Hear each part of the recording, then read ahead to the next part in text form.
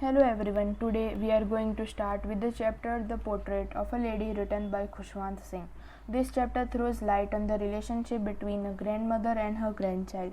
Let us find out how their relation revolves in the story.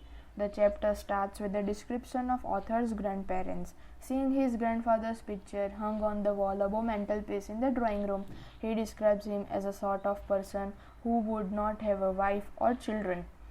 His grandfather had worn a big turban and loose-fitting clothes. He had a long white beard that almost covered his chest, and he looked 100 years old.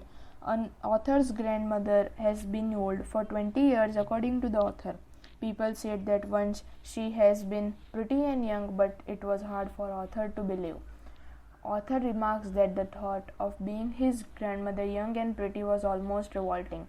She shared stories of her childhood with them. She is described as a short, fat, and slightly bent woman who have wrinkles all over her face. Author tells us that she could have never been pretty from physical appearance, but she was always beautiful from her nature. Every day she hobbled about the house in a spotless white with one hand resting on her waist to keep balance and another telling the beads of a rosary and singing inaudible prayer. Author compares this look of her as a winter landscape in the mountains, an expanse of pure white serenity breathing peace and satisfaction. Now, the author said that he and his grandmother were good friends. When he was young, his parents left him with his grandmother when they moved to the city. Grandmother used to wake author up in the morning and get him ready for school. While getting him ready for school, she sang prayer in the hope that he will someday learn it by heart, but another author used to listen it just because he loved her voice and never minded to learn it. She kept school stationery of writer ready. It contained a wooden slate plastered with yellow chalk, a tiny ink pot, and a red pen, all of them tied in a bundle. In breakfast, she used to give him thick stale chapatis with butter and sugar on it. Then they went for school. She even took several stale chapatis with her for dogs. They went to school together as Author's school was attached to a temple. While Author learned about alphabets and morning prayer, she read scriptures in the temple. When they both were finished, they headed home, followed by village dogs fighting with each other for chapatis they threw at them.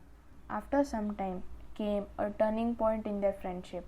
As his parents settled comfortably in the city, they were called by his parents to shift there. Although they shared the same room, they didn't go to school together.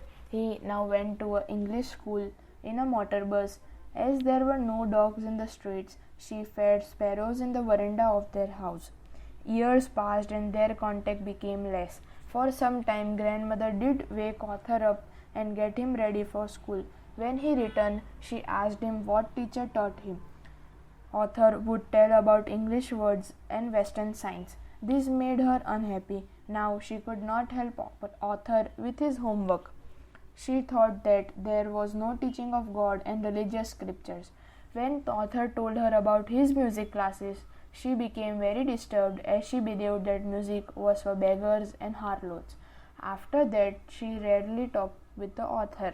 Years went by, and when Author went to university, he was given a room of his own. The common link of their friendship was snapped. Grandmother accepted her seclusion with resignation, meaning she has to accept it forcefully as there were no other options left. After that, she rarely left her spinning wheel and talked to anyone. Every day, she sat near spinning wheel, doing her chores and reciting prayers. Her favorite time of the day was feeding breadcrumbs to the sparrows in the veranda. Hundreds of sparrows came near her, creating loud noises. Some perched on her legs and some on her shoulders, but she never shooed them away.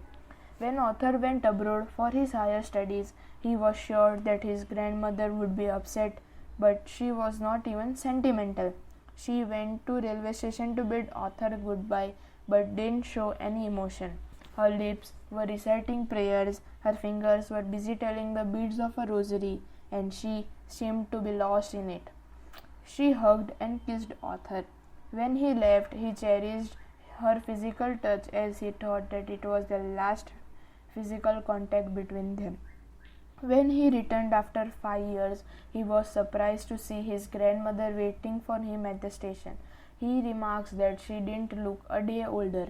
When she hugged him, he could hear the prayers even when he arrived. Her happiest time of her day was feeding sparrows in the afternoon. In evening, she started to behave a little strange. She called women of the neighborhood, got an worn-out drum, and started singing the songs of the homecoming of warriors. For hours she thumped the sagging of old drum. They tried to stop her to avoid overstraining, but she didn't listen to them. Next morning she became ill. Doctor said that she had a mild fever and will be alright after few days, but she thought that her end was near. She refused to talk to anyone and just prayed. They protested, but she ignored and lay peacefully in her bed, telling the beads of a rosary. Soon her lips stopped moving and the rosary fell from her fingers. Peaceful pallor spread on her face and she was dead. Then they performed the Indian traditions like covering her with red shroud. After a few hours of crying, they went to make arrangements for her funeral. In the evening, they went to her room with a stretcher to take her to be cremated. The sun was setting. All over the veranda and in her room, thousands of sparrows came and sat scattered on the floor, but there were no chirping at all. His mother gave them breadcrumbs as his grandmother used to do, but sparrows didn't even notice it. When the corpse was taken off, they flew away, and on the next day, the breadcrumbs were swept in the dustbin by the sweeper. So this was a chapter. I hope you understood it. Thank you.